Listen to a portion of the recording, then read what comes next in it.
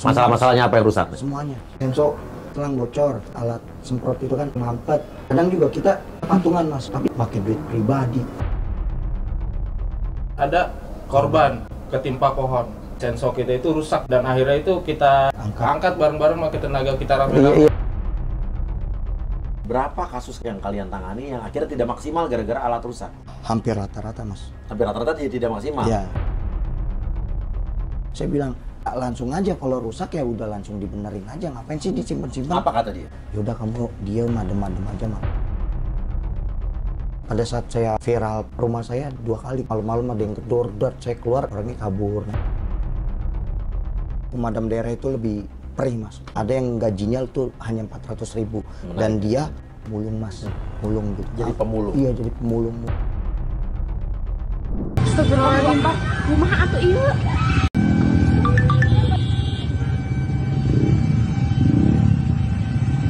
Dan saya masih cemong. Buktinya ke masyarakat, satu gereja habis. Pak, untuk masyarakat Kristen yang di Depok, saya mohon maaf.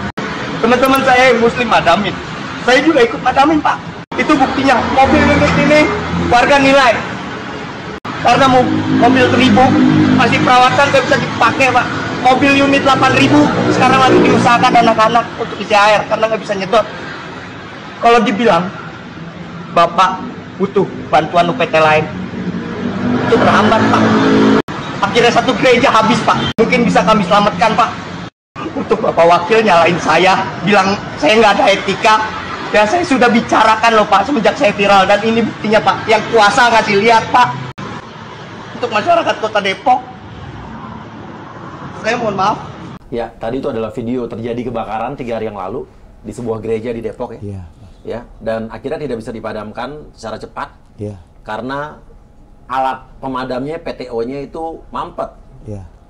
Rusak artinya. Ya tidak maksimal. Tidak maksimal. Ya betul. Ya, tadi kita sudah lihat juga ada keluhannya Mas tadi setengah menangis tadi. Iya. Itu Mas tadi protes tadi itu pas malam kejadian tuh ya. Iya betul. Setelah udah kita padamin, saya serah terima ke pendeta ya. Karena banyak masyarakat yang nangis ya, saya sedih. Saya bilang sama teman saya, udah John kita balik kanan dah, gue nggak tahan nih di sini. Ya udah pas di kantor ya saya luapin itu mas, saya bikin video. Video itu tadi Iya. ya. Itu kejadiannya langsung pas malam itu juga. Iya mas, betul. Oke, dan untuk sekedar mengingatkan pemirsa bahwa ini bukan yang pertama kali Mas Andi protes ya. Iya. Mas Andi kan ya. Betul. Ini adalah petugas damkar yang waktu itu sempat protes juga dan membuka dan apa ya, memberikan informasi tentang adanya dugaan praktek korupsi. Iya ya? betul mas. Di Dinas Pemadam Kebakaran. berapa waktu yang lalu waktu itu? Tahun 2021. Yang berakibat? Di penjaranya seorang bendahara bidang. Oke, Sudah artinya yang Mas adukan tidak salah kan? Iya betul. Emang terbukti. Iya betul. Dan Mas Sandi juga sempat protes juga. Beberapa waktu yang lalu sempat Iya, viral juga ya, kita betul. lihat video viralnya. Untuk warga masyarakat Kota Depok, saya mohon maaf sekali setiap ada telepon di UPT kami dan UPT-UPT lainnya mengenai pohon tumbang. Bukan kami tidak mau mengerjakan, tapi sendok kami rusak. Ya, kami sudah bikin nota dinas berbulan-bulan yang lalu, tapi belum dibenahi. Mohon maaf, pemadam lagi ada di jalan, ya. Tolong jangan di belakang dan jangan di depan, karena rem tangannya dobol, ini rem tangannya dobol. Kalau ditanjakan segini aja, rasanya dak dikduk pengen copot, tak mobil mundur. Kalau dikata untuk lapor, kami sudah melapor kemarin ya. Semuanya harus terbuka kepada masyarakat. Saya lebih baik dicap jadi pengkhianat dinas dan kota daripada saya dicap jadi pengkhianat negara, mendukung para koruptor. Saya siap menerima semuanya, asal jangan teman-teman saya disalahkan. Untuk penegak hukum, untuk tolong periksa bidang operasional dan bidang sarana dan prasarana Kota Depok, Dinas Pemadam Kebakaran. Jadi Mas Andi ini bersama teman-teman ya? Iya. Ini ada Mas Ayub, Noval, Mas Adit. Mas Adit, semua ini Adit. petugas damkar iya. di kantor yang sama nih? Sama. Iya kan sama. Di mana? Di Kota Depok, UPT Cimanggis. UPT Cimanggis. Iya. Tapi ini Mas ngomong begini nggak takut habis itu dipecat apa di... Ya demi kebenaran, ngapain takut mas? Nah itu dia. Kita Indonesia butuh orang-orang yang begini. Yang tidak takut dipecat kalau kita berbicara kebenaran. Tidak takut dimusuhi orang kalau kita berbicara keadilan dan kebenaran.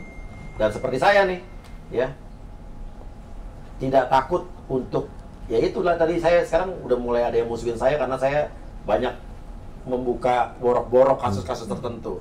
Tapi saya percaya orang yang sekarang musuhin saya yang tadinya berteman tiba-tiba jadi ngejauh, berarti itu adalah bagian dari oknum-oknum itu. Bener gak sih? Betul. Ya, gue ngalamin kok, I feel you semua guys. Ya, saya Inggris loh gue. Oke, jadi Mas itu, Mas sudah berapa tahun kerja di sana? Saya masuk Oktober tahun 2015, ini satu letting Sama semua. semua. 2015. Iya. Oktober 2015. Oke, itu alat-alat rusak itu emang terjadi di situ. Iya. Apa yang paling fatal yang pernah? Ya kalau dibilang paling fatal gimana ya? Semuanya sebenarnya di pemadam itu fatal semua mas. Iya. Nggak ada yang dibilang nggak paling fatal. Kalau dibilang apa ya? Sampai alat sekecil pun kayak misalnya jiret buat kucing aja. Kita nyelamatin kucing aja di loteng. Jiret tuh apa? Kayak jiret, misalnya nih kucing kan sering lari-larian mas. Iya. Otomatis kan kita bisa kita bikin apa istilahnya buat ngejiret mas. Biar Oh iya, dia- buat nangkap kucingnya. Ya, gitu. Itu juga kan kita udah ngajuin nih udah bertahun-tahun, tapi ya katanya ini butuh pengadaan apa segala macam ya. Oke, kalau pengadaan kan emang butuh dianggarkan mas. Iya. Gitu.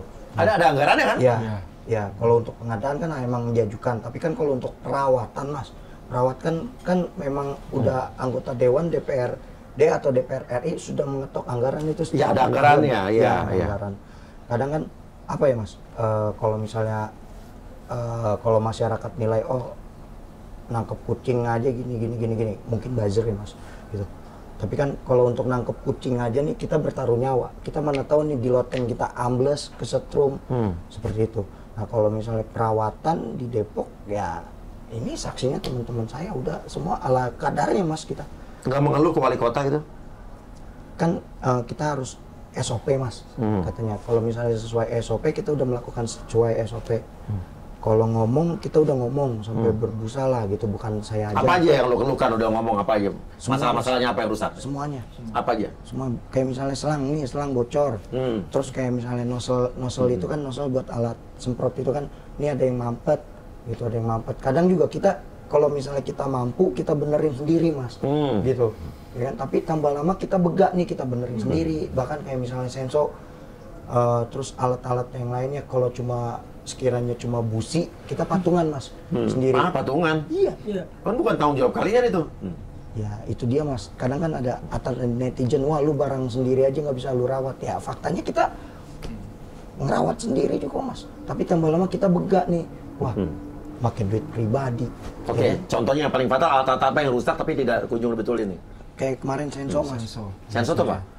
Gergaji gergaji mesin. buat pohon tumbang. Pohon tumbang, iya. Ya waktu itu kita pernah ada pohon tumbang di Jalan Raya Bogor ya.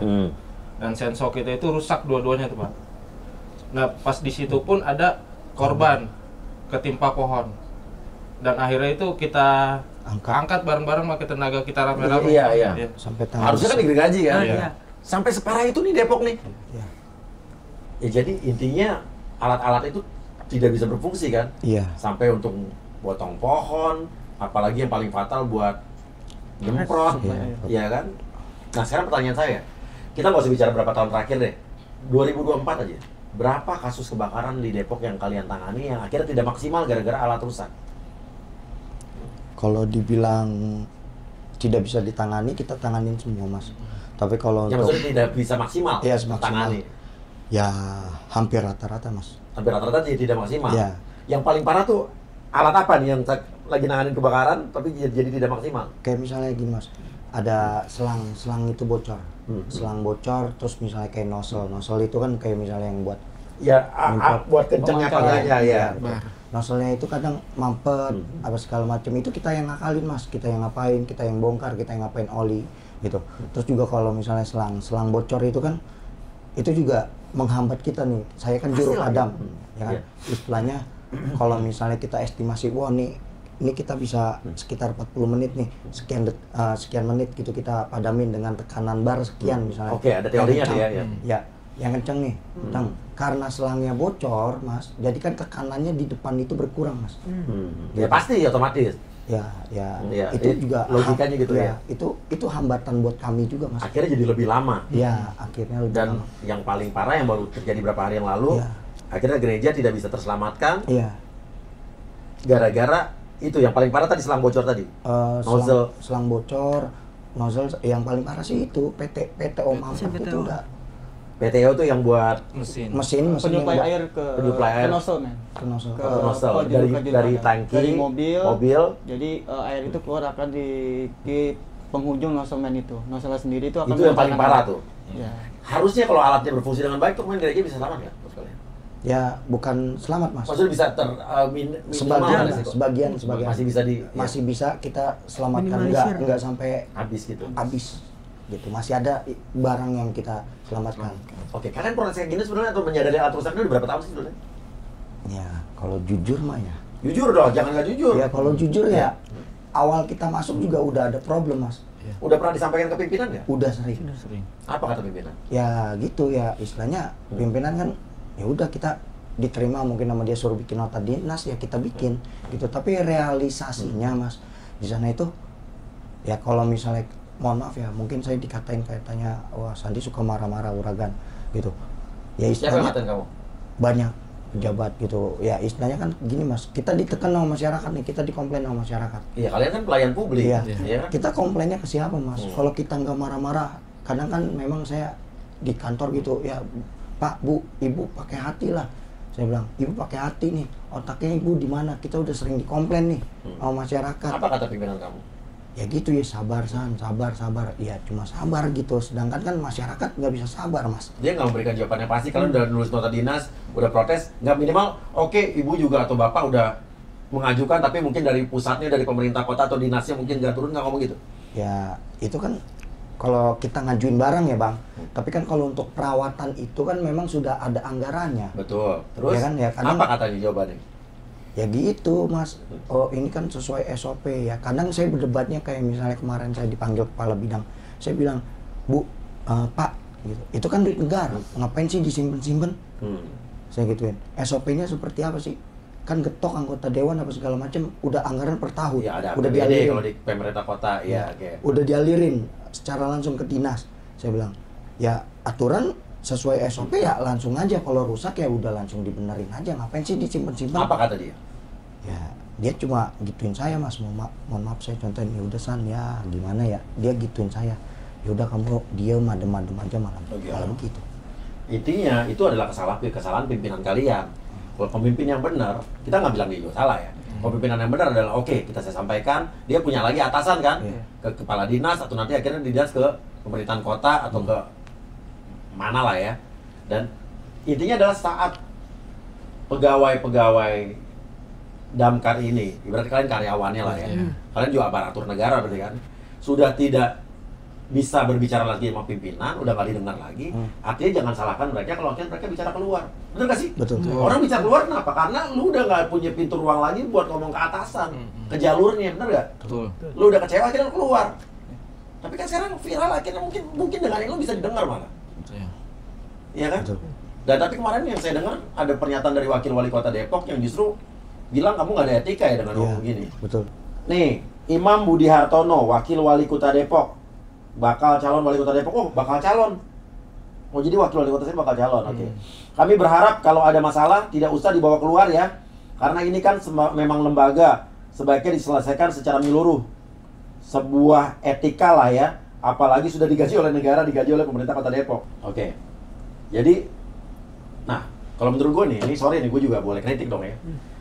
Gaya komentar seperti ini, pemimpin seperti ini, gaya menurut pendapat gue ya, gaya pemimpin yang zaman dulu, defensif akhirnya. Bener gak sih? Kalau gue jadi pemimpin, apalagi gue mau nyalon lagi nih, gue akan jadi ini sebagai konsultan nih, gue sarjana ilmu politik nih, lulusan UI nih, gue akan bilang gini, gue bakal nyalon lagi nih, gue akan panggil lu, oh makasih masukannya, kita akan benahi, langsung panggil kepala dinasnya, langsung panggil apa, benahi, kan ada APBD, bukan defensif, benar, tapi kan gaya politik orang beda-beda, cuman gaya pejabat yang zaman sekarang tuh justru yang gaya pejabat yang jangan defensif lah, udah nggak zaman, udah era zaman dulu. era zaman sekarang aspirasi masyarakat tuh harus didengar, panggil, ya kan? Karena banyak sekarang pejabat-pejabat, kita bicara umum ya, pejabat-pejabat yang defensif yang menurutku udah nggak zamannya lagi. Ada kritik dari bawahannya, kalian kan aparatur negara kan, malah justru dimarahin dan segala macam, dipanggil. Kemarin juga ada kasus di kota mana tuh gara-gara kritik apa dipecat, ya. Itu menurut gue udah gaya-gaya lama. Nah, ini dia ngomong langsung ke lo Pak dari media. Dari media. Mungkin Mas Pak Wakil juga mungkin dapat pembisiknya cuma dari pimpinan ya, gitu, dari pimpinan. Dia tidak mengecek ke lapangan, makanya juga kita juga biar gak salah paham juga, kita selaku anggota di Kota Depok ingin Bapak Wakil Wali Kota itu biar lebih bijak, itu turun ke lapangan. Ini sih gitu. Kalau gua bisa nasihatin, gua jadi konsultannya Bapak tadi ya, gua akan kasih tahu, wah jangan begini caranya gitu kan. Harus caranya panggil lo atau panggil pimpinan lo gimana ya kan. Terus ada keluhan apa? Karena menurut gua kalau ini dibilang bahwa ini bukan anggaran yang prioritas, salah. Kalau gua jadi wali kota nih, pelayanan publik seperti damkar ini adalah sesuatu yang prioritas karena berkaitan dengan emergensi. Ya kan, saat orang kebakaran, bukan hanya nyawa, tapi kehilangan harta benda, kehilangan rumah tuh orang bisa jatuh miskin loh. Iya kan, cuma gara-gara kebakaran doang.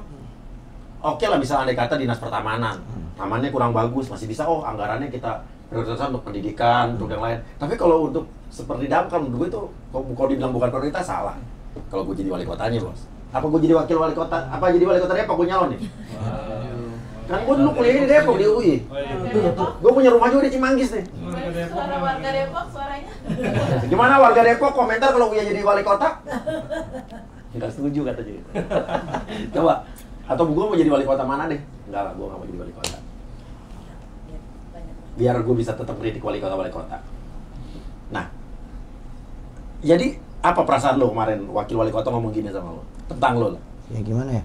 Kalau dibilang etika saya dari apa gitu, sangkut pautnya dengan etika. Istilahnya kan ini kan lembaga masyarakat, ya kan harus terbuka, duit rakyat, ada undang-undang tentang transparansi anggaran. Kecuali lembaga independen, duit pribadi Mas, gitu. Tapi kan ini kan ya, untungnya buat lo juga apa sih? Iya kan, bener gak sih? Bener. Istilahnya ini kan duit negara, ya rakyat harus tahu. Kita juga dikomplain kan sama masyarakat Mas, dimaki-maki gitu. Iya benar.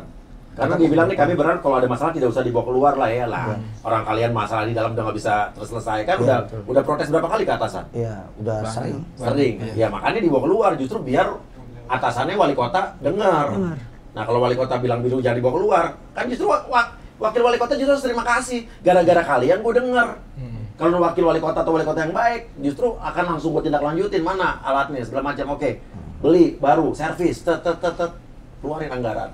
Apalagi setahu gua, Depok itu adalah sebuah kota, dia udah sekota baru lah ya, bisa dibilang, yang anggarannya lumayan besar loh, 3-4 triliun lebih. Bahkan tahun 2024 ini kalau nggak salah udah 4, sekian triliun. Artinya bukan anggaran yang kecil, malah ada provinsi yang cuma dapat anggaran 1-2 triliun. Ini kota doang dapat segitu, lumayan. Apalagi Depoknya adalah penyangga ibu kota, dekat sama Jakarta. Benar, harusnya tuh maju. Oke, terus apa lagi keluhan kalian? Ya, saya sih keluhannya kayak misalnya bukan kita aja Mas, di daerah pemadam daerah itu lebih perih Mas. Kayak Mas Uya mungkin nanti duduk di anggota dewan, ada titipan buka aja di Facebook Firefighter Indonesia. Ada yang gajinya tuh hanya 400.000 dan dia pulang kerja aja ya mulung Mas. Mulung gitu. Jadi pemulung. Iya, jadi pemulung kayak misalnya Aqua gitu. Makanya kita di Indonesia itu untuk Firefighter Indonesia, pemadam Indonesia, tolonglah diperhatikan kami untuk para petinggi nih, perhatikanlah kami gitu. Jangan dianggap damkar itu dinas buangan gitu. Kenapa damkar nggak maju-maju Mas? Damkar itu selalu dianggap dinas buangan di setiap daerah. Misalnya contohnya ya, kita bilang aja gitu, bekas lurah, camat, bekas guru dijadikan pejabat.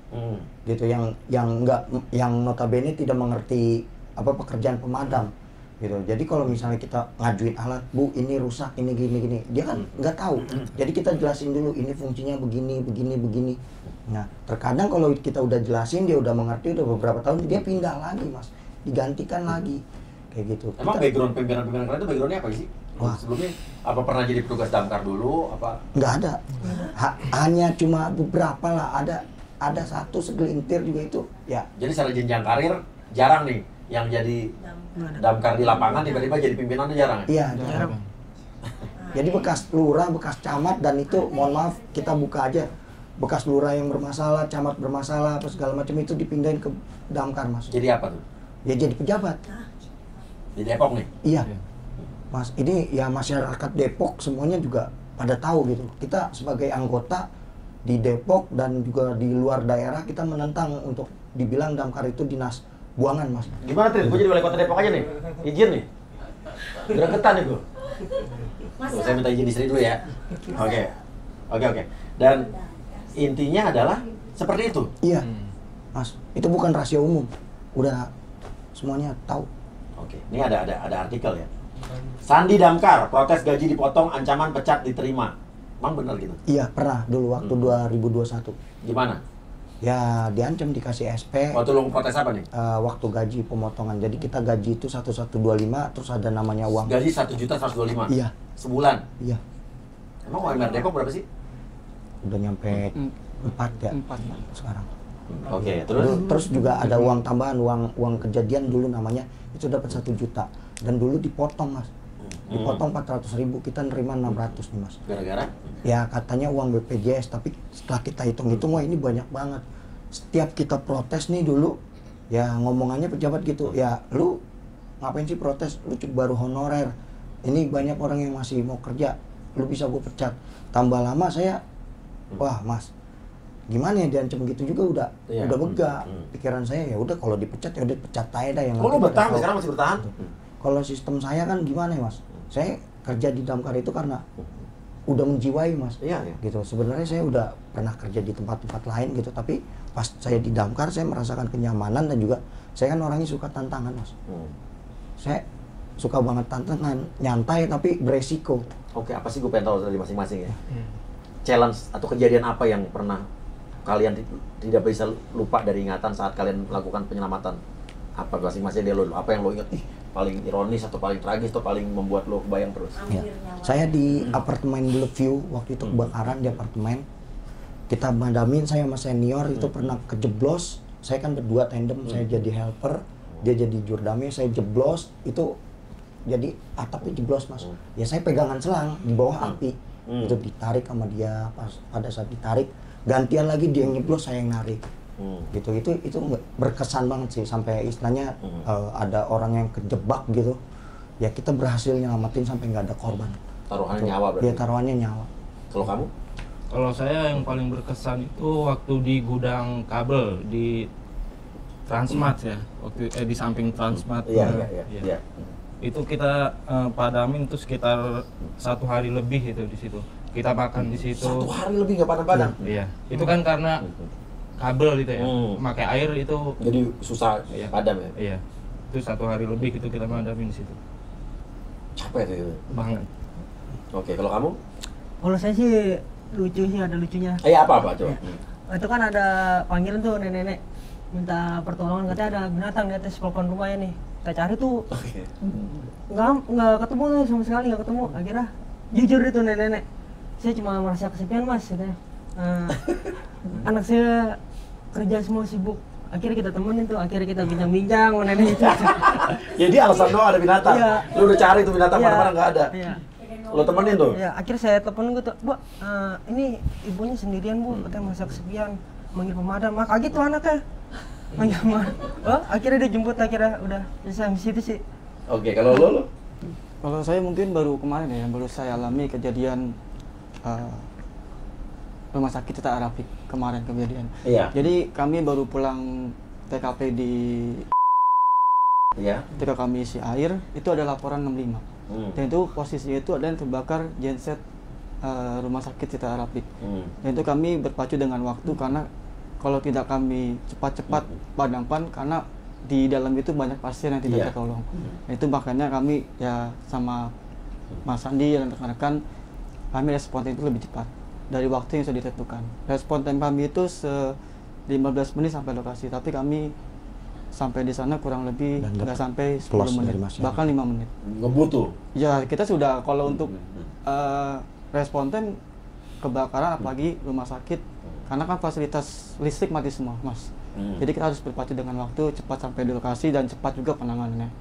Dan untungnya alhamdulillah tepat tertangani dan pasien pun bisa dievakuasi dengan baik dan selamat. Gaji kalian berapa sih kalau boleh tahu nih? Kalau Bahkan gaji di- kita 3,3 Mas sekarang. Sekarang 3,3. Ya, kalau dulu kan nerima tanda tangan PKWT 34 dipotong 200.000 Mas, makanya saya bongkar dulu jadi dari 400.000 dipotong 200.000 gitu. Sedangkan kan BPJS pas kita hitung-hitung wah nggak segini, ada lebih gitu. Bayangin dari 200 anggota dipotong satu orang itu cepet buat kantong sendiri. Dia kan udah digaji. Kata siapa nih? Ya. Ya, itu yang bendahara yang Oh, yang akhirnya ditangkap? Iya, yang ditangkap ya. Itu, Mas. Kalau sekarang kita nerima kalau ke ATM masuk 85. Itu juga istilahnya ya kita cukup-cukupin aja, Mas. Kita semua nih masih honorer, Mas. Belum diangkat. Dengan resiko pekerjaan yang segini besar, itu gaji kalian ya, 3.200.000 ya. Nah, nangkap ular juga sering ya, Kak? Ya, Ya. sering. Nggak takut tadi damkar kalau boleh takut ular tuh. Ya ada yang Karena takut sih. masyarakat taunya kan manggilnya damkar gitu. Iya, tapi jujur lo ada yang takut ular kan sebetulnya? Takut awal-awalnya. Ya, gimana coba? Ya awal-awalnya kita mau ular tuh pasti takut ya. Iya, iya. Karena masyarakat sudah percaya sama kita, ya kita berani-beraniin aja. Pura-pura berani. Dan akhirnya ya berani, alhamdulillah. Ular apa yang paling serem lo tangkap? Sanca biasanya. Ah, terus Kalau kobra juga sering. Kobra Jawa gitu. masuk ke rumah gitu. Iya, di dalam rumah. Pasti itu. Pernah hampir kepatok nggak? Enggak sih, kalau soalnya kan kita memakai hook. Grab stick. Jadi grab stick itu aman. Lo takut ular sebetulnya? Takut, awal takut. Sampai sekarang masih takut ya jujur? Takut, cuman Tapi kalau- harus mau kan? Harus mau. Itu artinya lo bisa ngelawan rasa takut lo untuk Ya karena pekerjaan masyarakat pelayan publik ini ya kan?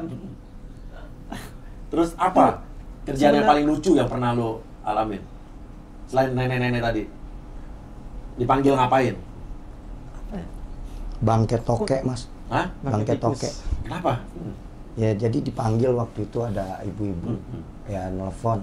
Mas, tolong Iya, bisa itu, ke waktu sini. malam-malam itu. Iya, bisa ke sini. Wah, ada apa? Ini ada apa? Dia nyebutnya apa ya? Reptil gitu. Pada saat kita ke sono, Mas, saya jujur, itu ada bangkai toke di balik apa? Namanya tempat beras tuh kan, taruh itu di balik tempat beras. Ya udah. Toke yang udah mati, Mas, kita ambil. Udah dipanggil? Iya, bangke toke itu menurut saya ya ampun, kan tinggal pakai sapu gitu. Iya. Ya, itu manggil kita bangke Iya. toke seperti itu. Yang waktu itu viral juga ada ular mainan. Iya. Oh, gimana tuh? Itu belum. Ibu-ibu biasanya lucu tuh. Gimana tuh? Telepon katanya ada ular. Akhirnya pas dicek nggak tahu ular mainan. Terus habis itu? Minta maaf akhirnya ibu, maaf ya bu. Itu ular mainan tuh ada di IG Damkar Depok. Iya, ular mainan ya Iya. ternyata ya. Nah, oke nih. Ada lagi sebelum viral lantang kritik alat rusak, Sandi petugas Damkar Depok pernah bongkar korupsi hingga nyaris dibagi atasan. Itu gimana ceritanya? Ya gimana ya, Mas?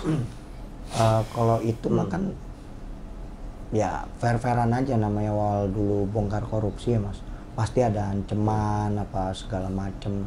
Ya kalau saya kan dulu sistemnya mikir, wah udah terlanjur kecebur gitu, bahkan ada yang ngancem gitu segala macem, lu begini-begini di dalam WA. Ya saya Sherlock nih, lihat siapa yang kenapa-napa, lu atau gua. Kalau saya kan sistemnya gimana ya, ya selama bener saya ngapain takut kayak gitu ya. Kalau untuk ceritanya ya yang tadi saya ceritain gitu tentang pemotongan gaji dan hak, dan akhirnya ya terbukti bendaharanya itu melakukan Ya, korupsi. yang ngancam dibagi itu siapa? Ya orang, Mas, Bilangnya gimana?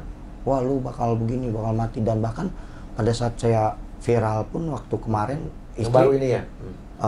kalau kemarin kalau sekarang istri udah kuat nih, istri sampai pulang ke rumah maknya, Mas. gitu. Karena rumah saya 2 kali gitu, malam-malam ada yang gedor, saya keluar, ya udah saya bawa, mohon maaf saya bawa pisau aja gitu, saya bawa pisau, saya keluar, orangnya kabur naik motor 2 kali ya. Siapa tuh yang gedor? Wah saya kurang tahu sih Mas. Ini belum cerita bener kan ya? Iya Pak. Nggak mengada-ngada nih ya? Nggak Iya. mengada-mengada Mas. Dan alat-alat rusak tuh bener bukan asal bacot doang kan, emang rusak kan? Dan juga nih Mas, titipan operatornya semua di Kota Depok dah. Mungkin apa di tuh? podcast Uya-Uya nih saya terbuka. Rata-rata itu di Kota Depok nih juru padam operator atau supir hampir 60% itu nggak punya SIM Mas, SIM B nggak ada. Serius loh? Serius Mas, itu kan fatal Mas. Kalau ada kecelakaan dan ditanyain SIM itu bisa kena pasal Mas. Teman-teman saya itu yang ditakutin operator-operator, supir-supir di damkar itu. Padahal udah ngajuin, udah berbusa, udah teriak ya, mereka diem aja, padahal itu fatal Mas. Dan pernah waktu itu nabrak ya, nabrak pimpinan cuma diem aja Mas. Dan itu kita sampai pernah patungan Untuk? ya buat perbaikin, kayak misalnya nabrak becak waktu itu ya kita patungan Mas. Terus juga mobil parkir karena rem tangannya nggak itu, nabrak mobil ya pejabat pusat itu ya kita patungan. Ada juga kepala PT yang ngebantu Mas. Ya kayak gitu, itu fakta lapangan. Artinya lu ngadu ke pimpinan kalian udah nggak ngaruh lah ya? Iya. Nah makanya lu teriak keluar. Nah gimana Pak Wakil Wali Kota yang tadi komen tuh, mudah-mudahan Anda bijaksana sekarang, tanggapi masalah ini, ikuti saran saya sebagai sarjana politik, mungkin saya bisa jadi konsultan Anda selanjutnya. Jadikan ini justru sebagai apa ya? Sebagai legacy Anda nantinya ya, untuk menanggapi ini dan aspirasi ini diselesaikan. Jangan malah bilang lo nggak perlu lah secara etik ngomong keluar gitu kan ya. Tinggalkan gaya-gaya pejabat zaman lama ya. Sekarang pejabat udah nggak boleh defensif. Kalau gue jadi wali kota nih, ya lagi gue ngayal. Ya. Kayak gini-gini justru gue akan rangkul.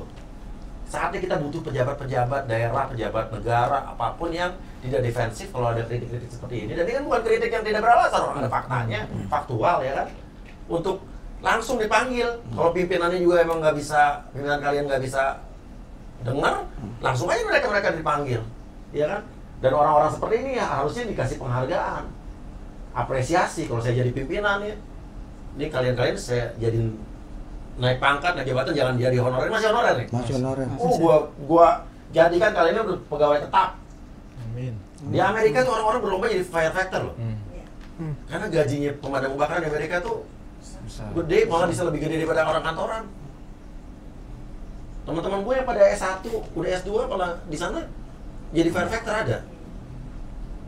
Karena mereka tuh dedikasi tinggi, dan saya juga percaya nih, kayak kasus di Depok ini, kayak kasus-kasus kayak kemarin gereja tidak tertangani, bukan karena SDM-nya. Kan sekarang kelalaian antara dua, SDM atau alat. SDM nggak pernah ada komplain kan? Kalian sebagai SDM tepat waktu segala macam, kan ini masalahnya alat-alat. Kalian asli Depok semua nih? Depok, lahir Depok. Jadi kalian juga emang benar-benar mengabdi untuk Depok. Pengen nih Depok gimana menurut kalian nantinya ke depan? Ada perubahan loh. Ada perubahan? Ya. Gimana lo? Mau gue jadi wali kota aja? Ya, kenapa tidak kalau bisa merubah menjadi lebih baik. Tapi emang kita butuh siapapun yang nanti jadi wali kota Depok bisa merubah. Karena menurut gue nih, gue kan kuliah dulu di Depok di UI. Teman-teman gue hidup gede di Margonda. Gue ngelihat perkembangan Depok sampai sekarang. Menurut gue ya, dengan anggaran APBD segitu, dengan Depok yang ibaratnya dekat Jakarta, dia kota baru. So, kota baru kan lebih punya tata kota yang lebih bagus kan, nggak berantakan. Menurut gue Depok sekarang berantakan. Sekarang pusat kota di Depok apa? Cuma Margonda doang. Semua digedein di Margonda, hotel, apartemen, segala macam. Sekarang amdalnya segala macam diperhatikan apa enggak? Fakta-fakta di Depok sekarang banyak titik-titik banjir baru. Iya kan? Tidak merata menurut gua. Apa sampai, coba deh, search deh, Dre. Gua pernah baca ada kampung Bulak di Cipayung yang ditinggalkan oleh warganya gara-gara banjir. Bener nggak? Pernah denger nggak? Cek deh, kampung Bulak, cek. Sampai separah itu kah gitu kan? Ditinggalin warganya di kampung mati gitu kan? Nah itu hal-hal seperti itu yang menurut gue sekarang kayak oke lah bilang Depok, tapi Depok sekarang ada jalan tol. Coba cari tahu dulu, jalan tol di Depok itu dari APBD apa dari pusat? Iya kan? Jangannya dari APBN gitu kan? Apakah itu kerjaan wali kota apa justru dari pemerintah pusat? Iya benar, kampung Bulak Bulak Barat. Ada kan? Yes. Payung Depok. Banjir tuh. Nah, ini justru memang perlu perubahan di Depok. Siapapun jadi wali kotanya, nanti dari partai manapun, menurut gue ini udah saatnya Depok berubah. Depok kota yang baru, kota yang dekat Jakarta, yang sebetulnya harus lebih jauh lebih maju dibanding Depok sekarang. Ya kan sekarang pusat kotanya di Margonda, macet di situ. Semua segala macam nggak merata gitu loh. Dan kalian di Depok udah tinggal lama? Dari lahir kita di Depok. Dari lahir ya? lahir. Nah, saran saya sih untuk Pemkot Depok dan juga pimpinan Damkar mereka ini harus segera diapresiasi ya. Dan kalau sampai kenapa-napa lapor saya. Iya. Siap. Ada lagi keluhan yang mungkin disampaikan langsung biar ini saya akan share link ini ke semua nih. Tolong untuk pimpinan yang menjabat semua tolong gunakan hati, Pak. Untuk gunakan hati Bapak gitu kalau Bapak menjadi pimpinan. Saya sering dikatain nama orang nggak punya otak. Lebih baik orang yang nggak punya otak daripada orang yang nggak punya hati. Gitu. Daripada orang yang punya otak, pintar, cerdas, tapi hatinya ketutup. Itu buat apa? Percuma. Ya, gitu aja. Oke. Terima kasih dan mudah-mudahan ini masalah cepat teratasi. Amin. Ya. Dan masalah-masalah ini pelatan-pelatan yang rusak ini cepat Amin.